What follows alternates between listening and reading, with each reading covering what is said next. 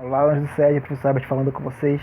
Vamos à correção da atividade de Geografia do nono ano, na atividade que passei você nas últimas semanas. Vamos começar então. Vamos começar pela atividade do capítulo 5, Europa no cenário global, parte 1. Vamos corrigir. Primeira questão. O continente europeu é conhecido como Velho Mundo. É o local mais desenvolvido do capitalismo. Como a Europa acumulou tanto capital, né? Então, antes do total desenvolvimento e expansão do capitalismo, a Europa foi o continente que mais acumulou capital através da exploração de suas colônias, né? Então, lá se iniciou o capitalismo, né, com o capitalismo mercantil, em Portugal e Espanha, e lá o principal objetivo deles era acumular riqueza, né? Então, eles retiravam através das colônias, através de saques e outras coisas mais, invasões, né? Uma coisa meio fora do capital, sem comprar, e sim só retirando através de exploração mesmo, né? Então por isso que eles são mais desenvolvidos. Segunda, sobre o nível de desenvolvimento da Europa, responda. Letra A, qual a região da Europa mais desenvolvida atualmente? É a região da Europa Ocidental, né? Onde está Reino Unido, França, Itália, Alemanha. Letra B, quais são os 4 países mais desenvolvidos da Europa? Acabei de falar, Reino Unido, França, Itália e Alemanha. São esses 4, eles fazem parte do... Vamos ver aqui já já. Letra C, qual é o nome do grupo que esses 4 países fazem parte? O que esse grupo representa? Né? Eles fazem parte do G8, né? Os grandes 8, os países mais ricos do mundo. Esse é o grupo de países mais desenvolvidos do capitalismo, né? Terceira, as regiões mais desenvolvidas na indústria e no capital financeiro são...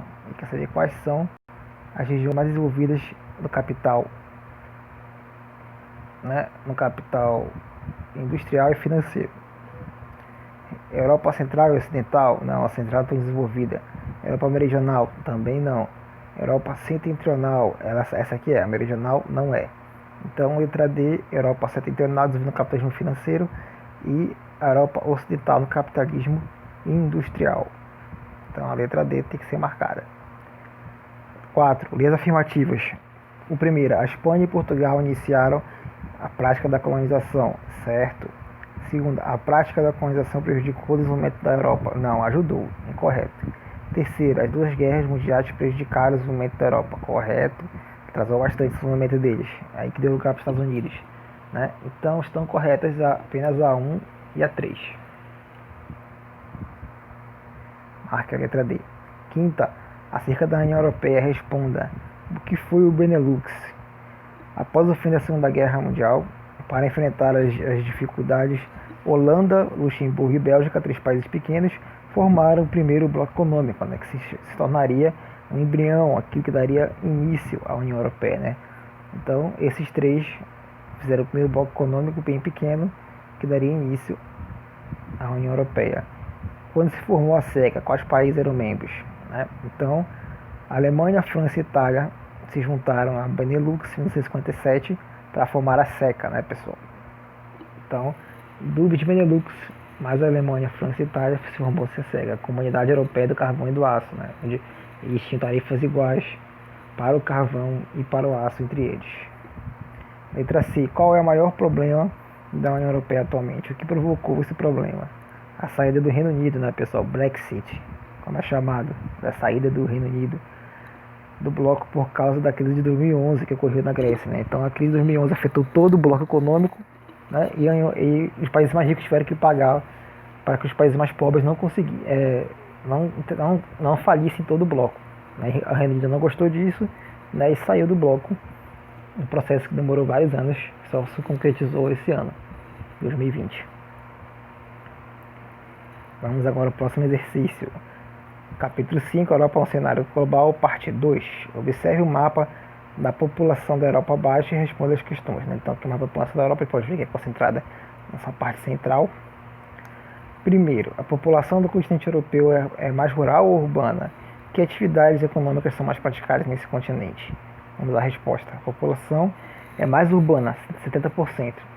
Devido à divisão mundial do trabalho, a maior parte da população econômica ativa, a pé, né, aqueles que trabalham, os adultos que trabalham, está concentrada no setor terciário, comércio e serviços, né, pessoal? Então, como a Europa, né, dividiu, vamos dizer assim, o trabalho mundial dos Estados Unidos, hoje em dia mais comandam empresas de lá do que a própria indústria. A indústria que tem lá é mais para no mercado interno. As indústrias mais pesadas estão nos países mais pobres. Segundo, acerca da população europeia, responda. Letra A. Quais são as regiões da Europa mais ocupadas? Quais países? Então, a região mais povoada, ou seja, ocupada, é a Europa Central. Os países Alemanha, República Tcheca, Polônia, Suíça, Áustria e Hungria, né? Onde as populações são maiores, mas está mais concentrada. É o país mais ocupado. Quais são os países mais populosos da Europa? Aqueles que têm mais pessoas morando neles, né? Então, populoso, que é o país mais totalmente ocupado, né? Mais urbano. E populosos são aqueles que moram mais pessoas, realmente, maior número de pessoas. Os países mais populosos são a Rússia, a Turquia e a Alemanha, né? Sendo que a Rússia e a Turquia têm grande parte do território na Ásia e a Alemanha é totalmente europeia.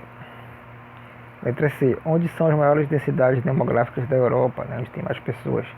Densidades demográficas são maiores nos vales dos rios, né? Ou seja, próximo aos rios, e nas regiões metropolitanas das capitais dos países. Essas são as áreas onde tem mais pessoas vivendo. Terceira, explique a relação entre as baixas taxas de natalidade na Europa e seu envelhecimento populacional.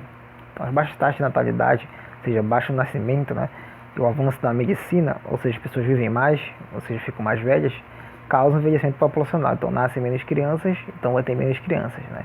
Então, a medicina avançou, as pessoas vão viver mais, vai ter mais idosos, né? Então, é por isso que existem mais idosos e adultos do que crianças hoje na Europa.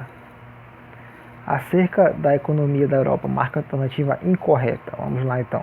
A indústria europeia possui parque industrial completo, com indústria de base, indústria de energética como a BP e a Shell, né, que fazem o petróleo, e automobilística como a Fiat. Correto.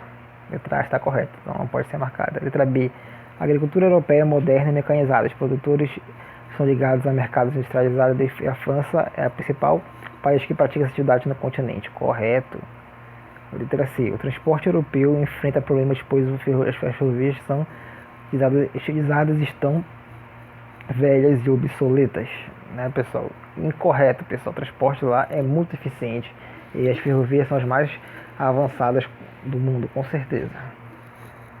Letra D. O turismo é uma atividade muito forte na Europa. Suas paisagens e cidades históricas atraem pessoas de todo o globo. Correto, né? É o lugar mais visitado do mundo, o continente mais visitado por turistas do mundo, né? Então, a C, a única incorreta, é que deve ser marcada. A letra C é incorreta. Vamos agora ao próximo. Capítulo 6. Rússia e os países do centro-leste europeu. Parte 1. Primeira questão. A imagem abaixo representa o território da Rússia. Acerca deste assunto, responda. Letra A. Quais são as dimensões do território da Rússia? Então, a Rússia possui o maior território do mundo, 17 milhões de quilômetros quadrados, né? Então, é o país que mais possui território no mundo. Porém, é um território montanhoso e gelado, né? Está dentro do Círculo Polar Ártico. Letra B. Onde se concentra a população russa? Na parte europeia do país, onde vive 30% da população. A pequena parte europeia, que é 20% do território, ela concentra a maior parte da população. Segundo, quem foi responsável pela expansão do território da Rússia? Que período histórico isso ocorreu? Então, a origem da unificação do país data de 1721, esse é o período histórico, né? Quando o czar, o imperador russo, deu início ao processo de expansão imperialista em um território de 22 milhões de quilômetros quadrados, né? Então, a Rússia era bem maior do que ela é hoje, né? 22 milhões de quilômetros quadrados. Foi um dos maiores impérios contíguos da história da humanidade. Terceira, marca alternativa que indique os motivos sociais que levaram à Revolução Russa. Vamos lá então. Letra A. O envolvimento da Rússia em várias guerras e as mortes do povo nesse conflito levaram à revolta popular. Não, pessoal, tá? Não foi isso. Apesar de se envolver em várias guerras, não foi culpa dos czares, né? Eles se envolveram porque queriam. E muitas pessoas morreram lá, não. As pessoas morreram antes de chegar na Rússia por conta do inverno siberiano, né? Eles podiam atrás da própria geografia do local, matava os outros soldados em vez de os próprios soldados matarem. Letra B. A pobreza causada pelo inverno siberiano que destruiu as colheitas.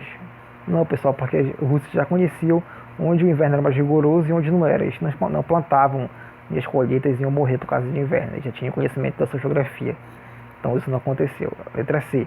A exploração da nobreza agrícola e dos capitalistas urbanos, né, sobre o povo do campo e da cidade. Pessoal, a exploração, né, desses nobres e desses burgueses em cima da população que criou a revolta, né, socialista na Rússia. Então a letra C é a correta. Vamos ver porque a D está errada. Os altos impostos cobrados pelos governos dos czares. Não, pessoal, não foi só isso, tá? Foi a maior parte da exploração, né? A falta de pagamento e tudo mais. Quarta, como ocorreu o crescimento econômico da União Soviética durante o governo socialista da Rússia? Vamos lá então. O novo governo, de maneira autoritária, tomou posse das terras e dos meios de produção capitalistas e organizou sua economia planificada, né? Então, retirou dos nobres e dos capitalistas os meios de produção, fazendas e fábricas, né? E colocou sobre posse agora do governo, né?